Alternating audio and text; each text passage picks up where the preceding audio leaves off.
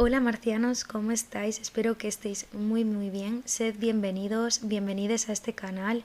Y hoy os traigo un caso menos denso que el anterior episodio, os lo prometo, pero aún así muy interesante.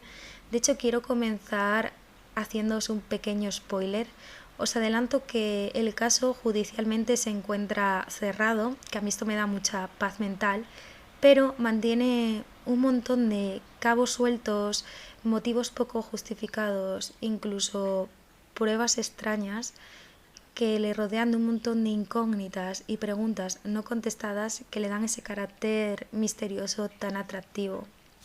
Así que poneros cómodos, preparaos vuestra bebida o vuestro snack favorito para que os acompañe durante el relato y atreveros a adentraros conmigo en uno de los sucesos oscuros de la crónica española reciente. Un suceso que tuvo muchísima presencia en el ámbito provincial de Lugo donde ocurrió, pero que pasó más desapercibido en los medios nacionales. Y es algo que no entiendo, porque este caso es carne de cañón de documental. No sé si en algún momento una productora se atreverá a clavarle las garras y estrujarlo. Ojalá, porque hay muchos cabos sueltos que estaría muy bien rellenarlos con más información que yo no he podido encontrar. De todas maneras, antes de empezar voy a haceros un pequeño disclaimer para el que esté un poco más perdido. Yo creo que esto se nota, pero bueno, yo no soy experta en criminología ni en psicología, ni tengo ni idea de cómo se realiza una investigación criminal.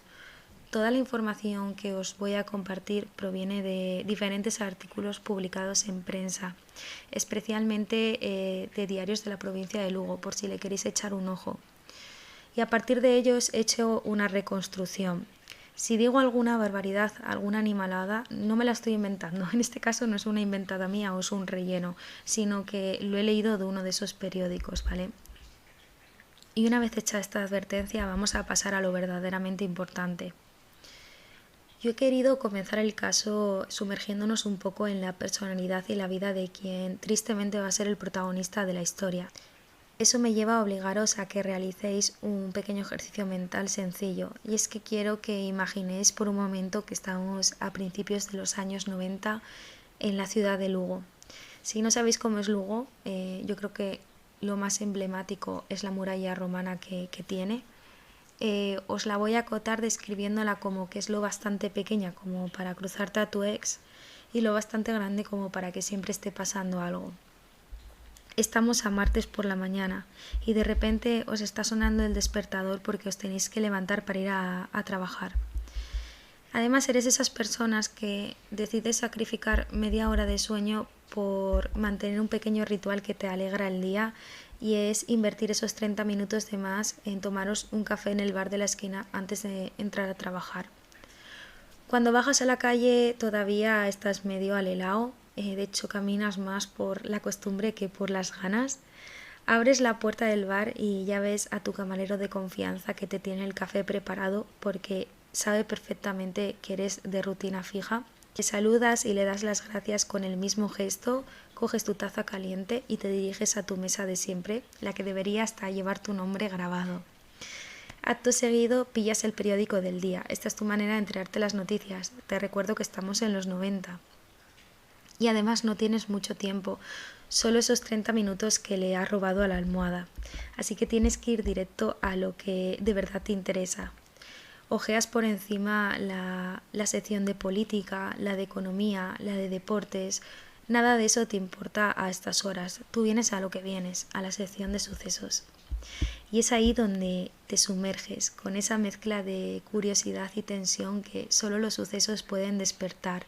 Lees línea por línea, devoras cada detalle, avanzas por el relato como quien sigue un secreto a punto de revelarse hasta que llegas al final del artículo. Y ahí está el nombre que ya sabías que te ibas a encontrar. Ese nombre que aparece cada mañana como una firma inconfundible, una especie de sello personal en cada crónica. Gerino Núñez Díaz. Es un hombre que conoces profundamente a través de su trabajo y de haberlo visto más de una y de dos y de tres veces por la ciudad de Lugo. De hecho, estimas que tendrá unos 50 y largos y que a simple vista ya parece un tipo muy reservado. Sabes a través de sus artículos que es un apasionado del lugar donde vive y un proveedor excelente de historias. Está seguro de que es uno de esos periodistas que nunca se conforma con la primera versión de los hechos, sino que cava, se sumerge en la oscuridad hasta encontrar la esencia misma de lo que ha ocurrido.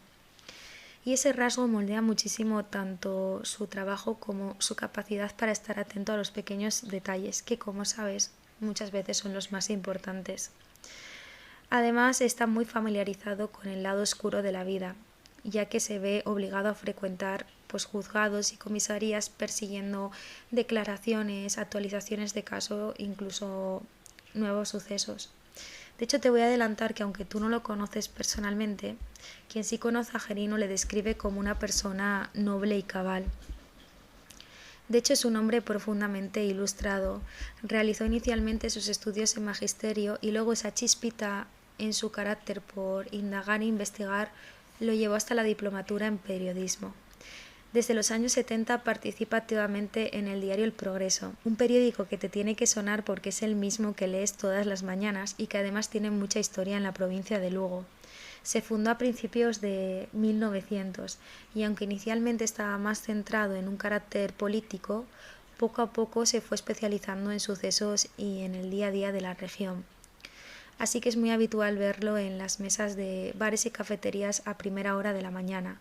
De hecho, la sección de sucesos presidida por Gerino no es solo muy valorada y reconocida por ti, sino por la mayor parte de los lucenses. En ese momento, Gerino vive en Lugo con su sobrina, aunque pasa la mayor parte de los fines de semana en Viveiro, ciudad donde ha nacido y donde tiene parte de su familia.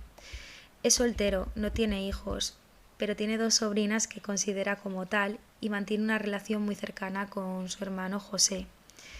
Le encanta escribir en casa, donde encuentra mucha más tranquilidad y solo se pasa por la recepción del diario a primera hora de la mañana para entregar su trabajo. Ahí es conocido por ser un veterano, es muy respetado en el ambiente policial y sus colegas le describen como una persona cumplidora, reservada, no especialmente sociable, pero sí muy riguroso y serio en lo que hace. Un hombre que le gusta el orden y la rutina, quizás compensando la frenética y caótica vida que muchas veces se ve obligado a describir en sus relatos. Y los lucenses están muy acostumbrados a verlo pasear con una carpeta bajo el brazo por las calles. De hecho, se rumorea que conoce los secretos de todos en la provincia. Secretos que, según algunos, pudieron haberlo llevado a su asesinato. Como podéis ver, Gerino no es la típica víctima accidental ni un soft target. Era un hombre experimentado con una amplia red de contactos y un ojo entrenado para observar, incluso para ver el lado más oscuro del ser humano. Así que imaginaréis que es muy difícil sorprenderlo, y sin embargo alguien logró pillarle desprevenido. Nos tenemos que situar en el 19 de julio de 1991. Seguimos en Lugo, es verano. Hace un calor que te turras y encima es lunes. Gerino no aparece por la recepción del periódico para entregar su trabajo ni para informarse de las noticias. Y esto es algo muy extraño porque imaginaros hasta qué punto este hombre estaba comprometido con su trabajo, que el domingo, el día anterior, había llamado para preguntar por las novedades. Sus compañeros consideran la ausencia rara, pero obviamente no es imposible. De hecho, puede haberle pasado 1000 cosas, haberse enfermado, haber perdido algún medio de transporte o haber tenido algún imprevisto el fin de semana en Viveiro. La mayor parte de los compis lo dejan así, en plan, a ver, solo ha pasado un día, no sé, esperamos a mañana, ya vendrá.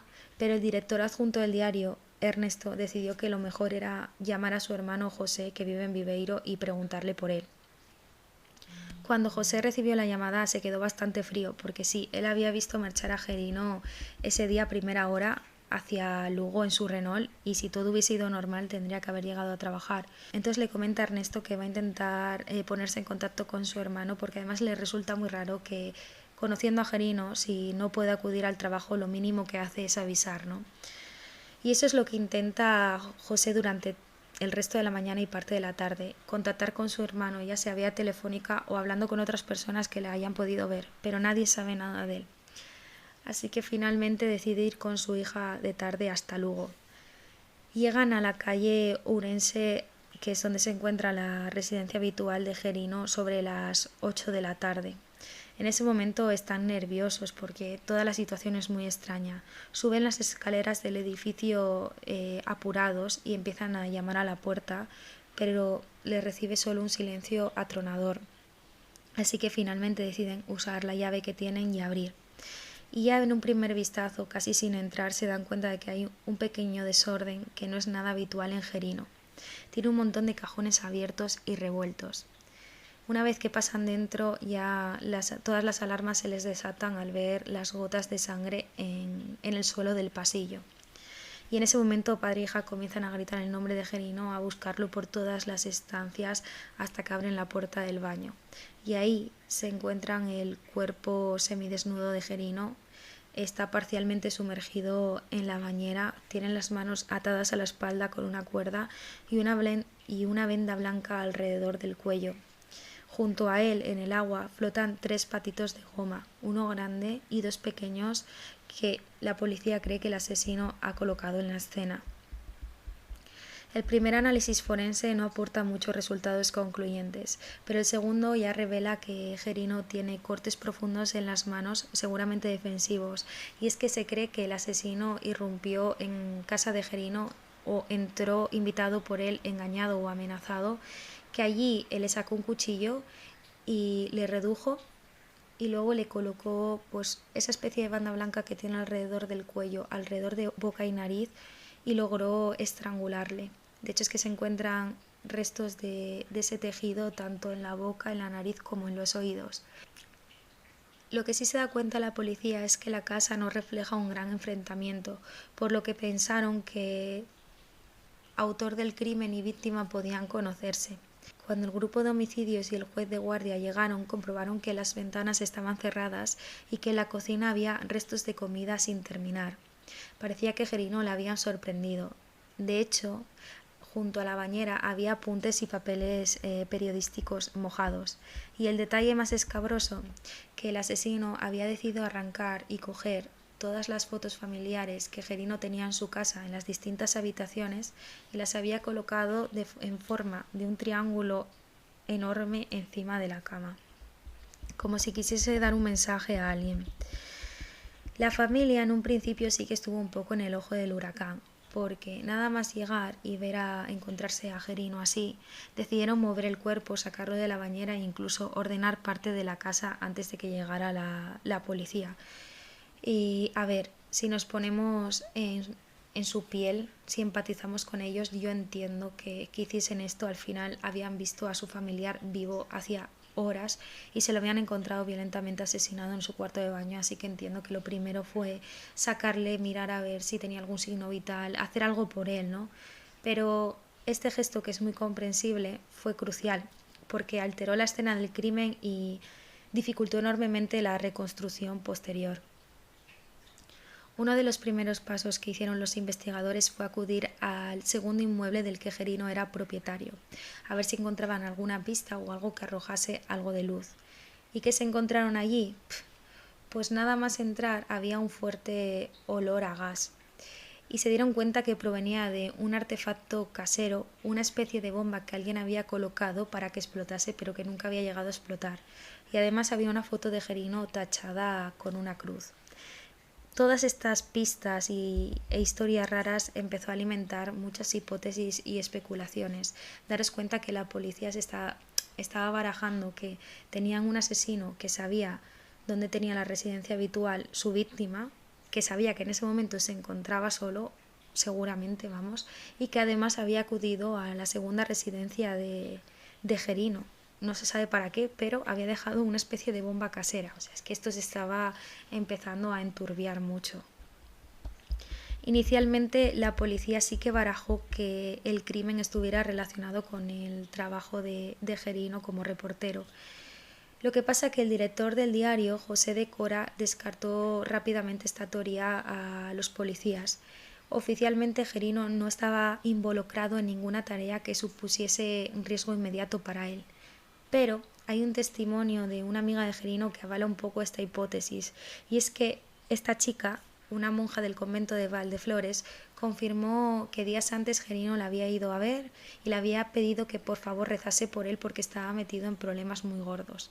Obviamente esta frase es interpretada como una señal de que Gerino temía por su vida.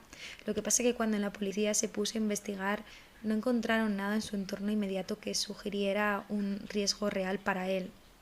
En esos primeros meses se realizaron varias detenciones que no llevaron a ningún puerto y la especulación popular comenzó a crecer como la espuma. De hecho, se centró en teorías conspiranoicas como que Gerino conocía secretos de alguien muy poderoso que le había mandado callar para siempre.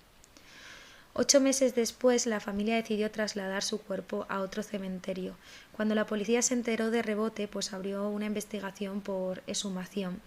Pero finalmente esto fue archivado muy rápido después de entrevistar a los culpables, digo culpables entre paréntesis, porque la familia dio la explicación de que lo había movido para cumplir la voluntad de Gerino, que les había transmitido en vida, obviamente, que si en algún momento le pasaba algo, él quería descansar eternamente junto a sus padres.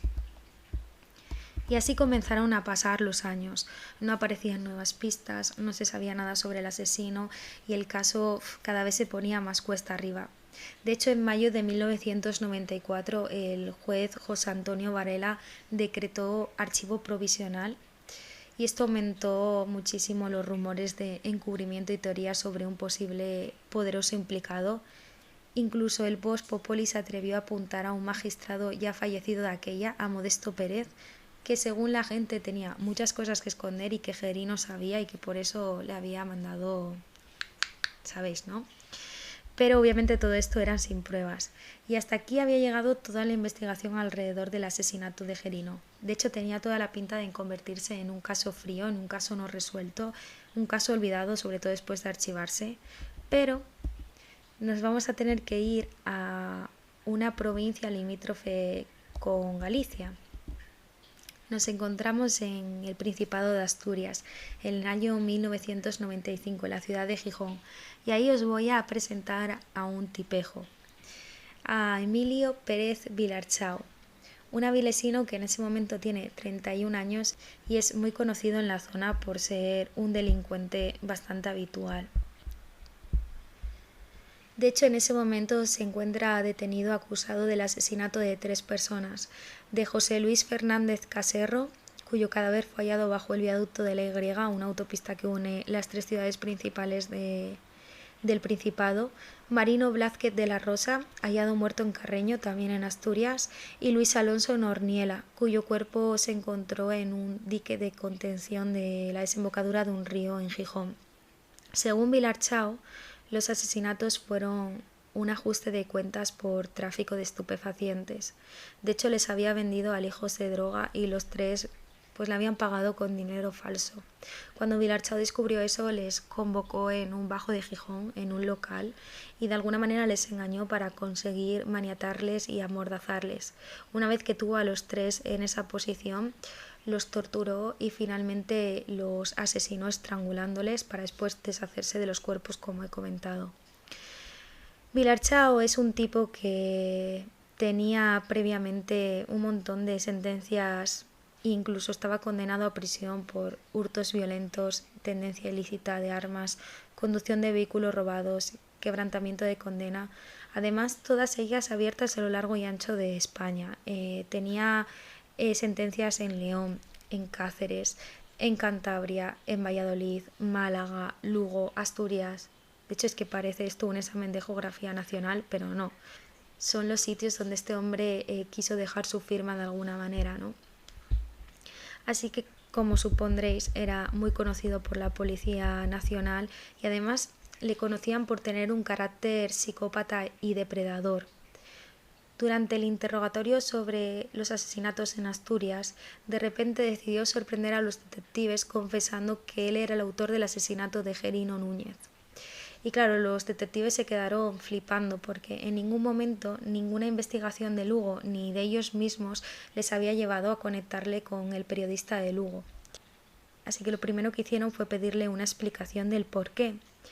Y Vilarchao comentó que lo había hecho para hacer un favor a un amigo funcionario que había conocido en un penal de Lugo.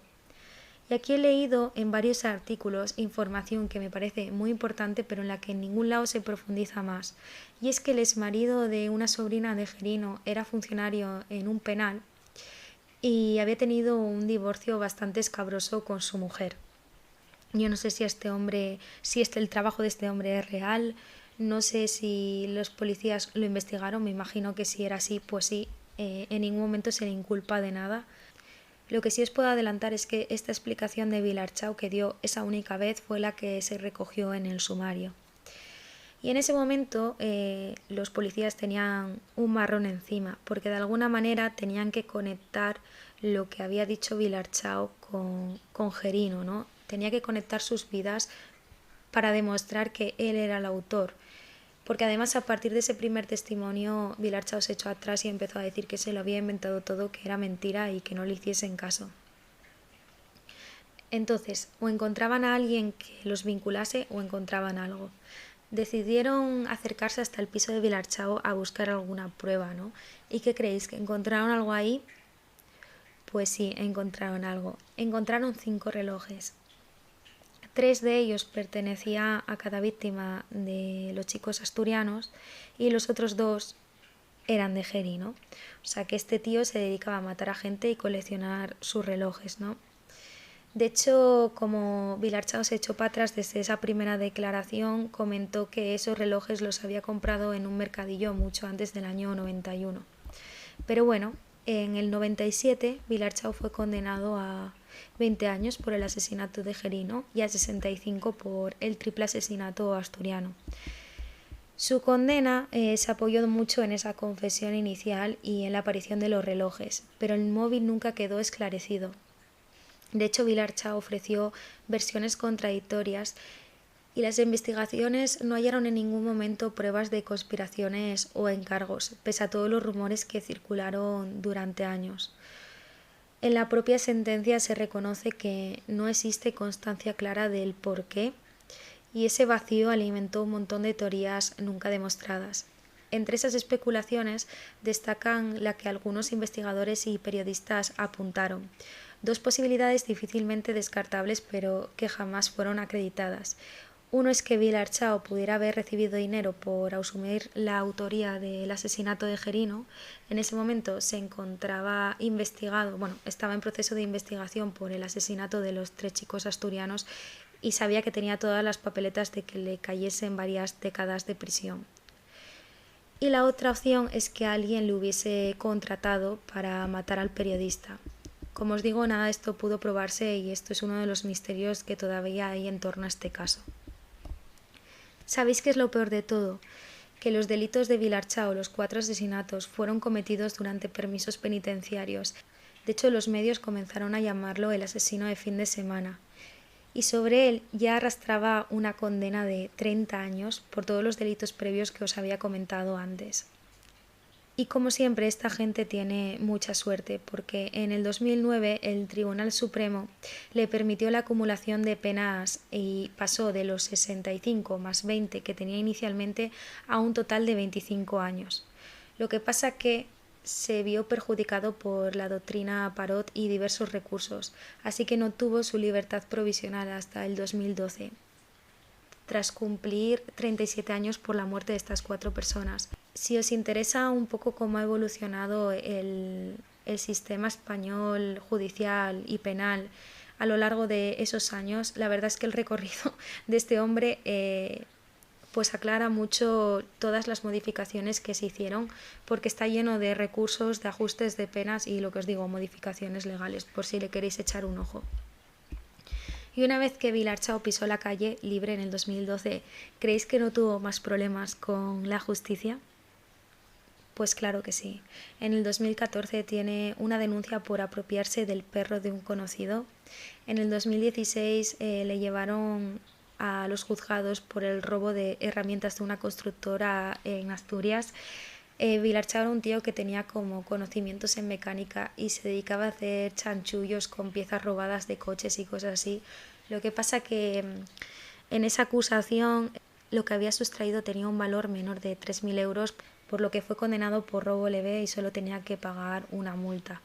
A finales de 2022, en noviembre, fue detenido en Llanes por tráfico de drogas. Irrumpieron en su casa y se encontraron un montón de drogas, herramientas para tratarlas y bastante dinero en efectivo. De hecho, en 2023, a principios, llegó a un pacto con la fiscalía y le condenaron a 4 años por ese tráfico de drogas. Y con esto quiero llegar a la reflexión final, porque para mí este caso es doblemente trágico. Lo primero de todo es que se les arrebató la vida a 4 personas a manos de un depredador y me encantaría poder contar más sobre las otras víctimas para rendirles un homenaje más profundo, pero la información disponible es prácticamente nula. De hecho, no digo nula porque he encontrado sus nombres. Lo que sí os puedo decir es que Gerino, a día de hoy, sigue siendo una figura muy querida en el periódico El Progreso, y su ausencia marcó varias generaciones de periodistas. Durante todos los aniversarios redondos, a los 10 años, a los 20 y a los 30, han publicado artículos recordando cómo era, qué personalidad tenía, cuál era su implicación en el trabajo. Por eso se he podido detallar tanto sobre Gerino. Y además su asesinato dejó una cicatriz en la prensa lucense, que durante años miró con mucha preocupación la falta de protección para reporteros de sucesos. Y luego, independientemente de las víctimas, también se abre otro debate. Y es que para mí este caso deja claro la incapacidad del sistema en algunas ocasiones para prever la peligrosidad real de ciertos individuos, incluso tras condenas tan graves, ¿no? Si repasamos un poco la vida de Vilarchao, se ha pasado la mitad de su existencia encerrado y la otra mitad le ha dado tiempo a robar, le ha dado tiempo a vender drogas, le ha dado tiempo a matar a 4 personas mientras estaba de permisos penitenciarios. Es que es muy fuerte. De hecho, en 2 años o en 3 saldrá de la cárcel de nuevo y cuenta ahora mismo con 60 y pico. O sea, os hablo que en el 2022, cuando le cogieron vendiendo droga, ya era una persona adulta. De hecho, se presentó al juzgado pareciendo el abuelo de Heidi, porque está bastante machacado por la edad y acude con un callao porque lo necesita para caminar. Bueno, cuentos, ¿no? Al final, yo lo que quiero llegar es un poco a plantear esa pregunta, que sé que es muy difícil, sobre cómo la justicia puede equilibrar ese carácter reinsertivo que tienen las cárceles, que me parece fundamental, versus la seguridad pública, porque cuando este sistema falla, las consecuencias son terribles y ha sucedido muchas veces y se paga con la vida de inocentes, y es así. Yo creo totalmente en la necesidad de reinserción de la gente que comete delitos, sobre todo cuando no son delitos tan graves, ¿no? En este caso estamos hablando de otra cosa, pero digo en general, todo el mundo merece una segunda oportunidad, o más bien casi todo el mundo. Yo creo que ese es el kit, ¿no? Casi todo el mundo merece una segunda oportunidad. Hay gente que no. Yo no creo que este hombre esté preparado para vivir en sociedad. Lo ha demostrado 1000 veces. Yo ya le he pillado, yo ya he recibido el mensaje, no sé a qué está esperando la justicia española, la verdad. Y nada, hasta aquí llega el caso. Muchas gracias por escuchar todo el episodio. Si alguno de vosotros tiene alguna información adicional sobre tanto de Gerino como de las otras víctimas, estaría encantada de escucharla, aunque no sea oficial. Ya os digo que quedan algunas cosas extrañas por ahí contadas que no han sabido hilar, como el tema del segundo inmueble, lo que se encontraron allí, o el de las fotografías encima de la cama, o incluso los patitos en la bañera. O sea, cosas así un poco escabrosas que en ningún momento, pues, no sé, se han conseguido atar con el tema de Vilarchao, el por qué ha decidido matar a esta persona o si hay alguien más detrás, ¿no? Y nada, que nos escuchamos y nos leemos en próximos episodios. Cuidaros mucho, no solo de la cabeza, como os decía en el anterior episodio, sino de la gente mala, porque hay mucha gente mala. Y nada, nos vemos. Un besito. Chao, chao, chao, chao.